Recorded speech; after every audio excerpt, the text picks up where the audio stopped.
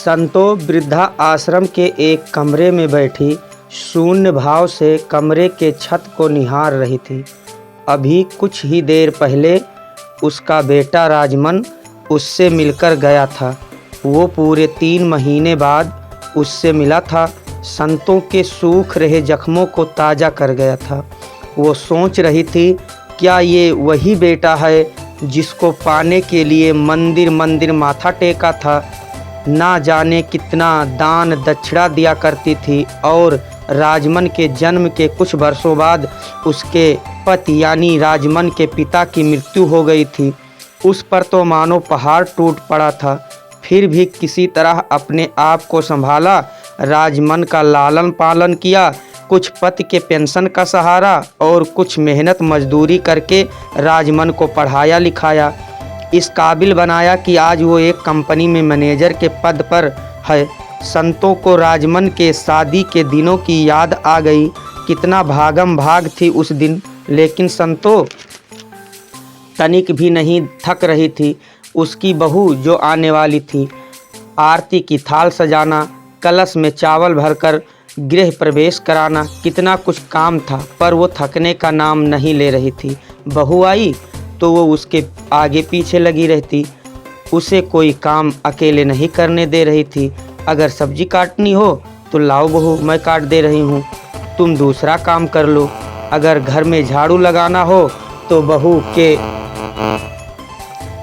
के हाथ से झाड़ू ले लेती। लाओ बहू, मैं लगा देती हूँ, तुम कोई दूसरा काम कर लो।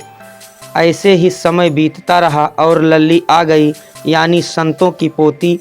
अब तो वो उसे ही दिन भर सीने से लगाए रहती। उसकी नेपकिन बदलना, तेल मालिश सब संतों ही तो करती थी। बहू तो सिर्फ दूध पिलाती। लल्ली तो सारा दिन अपने दादी के पास रहती। इसीलिए जब वो थोड़ा बड़ी हुई तो दादी को ज़्यादा प्यार करती थी। समय बीतता रहा। संतों का शरीर अब आराम मांगने लगा। वो बीमार रहने लगी। बहू का हाथ बटाने में असमर्थ हो गई। अब उसे ही सहारे की ज़रूरत पड़ने लगी। मामला यहीं से बिगड़ना शुरू हुआ। जब वो बहू से एक गिलास पानी मांगती तो बहू झुंझला जाती। पानी ऐसे ला कर देती कि बस नहीं चलता, नहीं तो पानी भरा गिलास संतों के ऊपर फेंक देती। गिलास हाथों में देते हुए कहती, अब एक गिलास पानी भी नहीं ले सकती हो तो जी ही क्यों रही हो, मर क्यों नहीं जाती। मेरे जी का जंजाल बनी बैठी हो। जीना मरना किसी के हाथ में थोड़े ही है बहू, संतों लड़खड़ाते आवाज़ में बोलती। मर नहीं सकती तो घर छोड़ कहीं चली ही क्यों नहीं जाती। महारानियों की तरह हुक्म चलाते रहते हो। बहू बड़बड़ाते हुए चली जाती तो संतों को रोना आ जाता कि ये वही बहू है जिसे वो कुछ करने नहीं देना चाहती थी। जब आज उसका शरीर कुछ नहीं करने दे रहा तो एक गिलास पानी मांगना भी गुनाह हो गया। हे भगवान, तू मेरे साथ ऐसा क्यों कर रहा है, मुझे बुला क्यों नहीं लेता।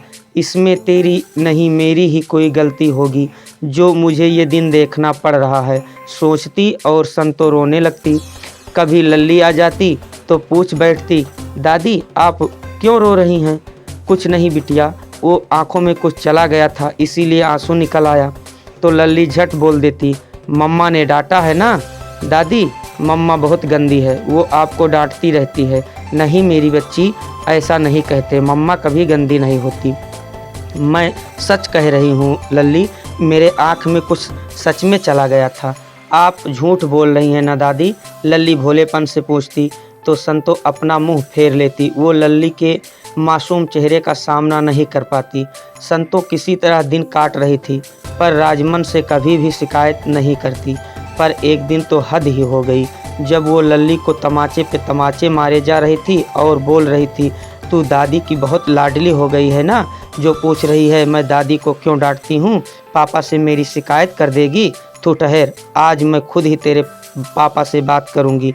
शाम को जब राजमन घर आया तो बहू ने अपना तिरिया चरित्र दिखाया। देखो जी, या तो तुम अपनी माँ के लिए कोई नौकरानी ले आओ जो दिन भर उनकी सेवा करती फिरे, या उन्हें किसी वृद्धा आश्रम में छोड़ आओ। मैं नौकरानी की तरह रात दिन उनकी सेवा नहीं कर सकती हूँ। बहू, मेरी दवा कहाँ है। बहू, एक गिलास पानी लाना, मैं तंग आ गई हूँ। या तो मुझे मेरे मायके छोड़ाओ और खुद सेवा करते फिरो। अपने कमरे में बैठी संतों ने बहू की ये बातें सुनी तो उसे काटो तो खून नहीं जैसी स्थिति हो गई। गाज तो उस पर तब गिर पड़ा जब उसका अपना खून, उसका बेटा उसके कमरे में आया और बोला, माँ आप अपना सारा सामान बांध लो, मैं तुम्हें किसी अच्छे से वृद्धाश्रम में छोड़ आता हूँ। इस रोज़ रोज़ के झगड़े से फुर्सत मिल जाएगा। बहू तो खैर दूसरे के खून पसीने की थी, पर खुद का बेटा ऐसा कह रहा है। संतों को कुछ बोलते नहीं बन रहा था। वो ठगमारी हो गई।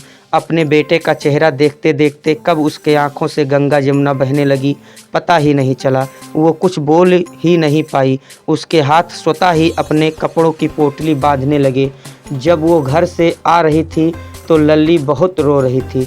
मेरी दादी को कहीं मत ले जाओ, मैं दादी के बिना नहीं रहूँगी। पर उस छोटी बच्ची की कौन सुनता। बहू उसको खींचते हुए ले जाकर कमरे में बंद कर दिया और आज वो इस वृद्धाश्रम में जीवन काट रही है।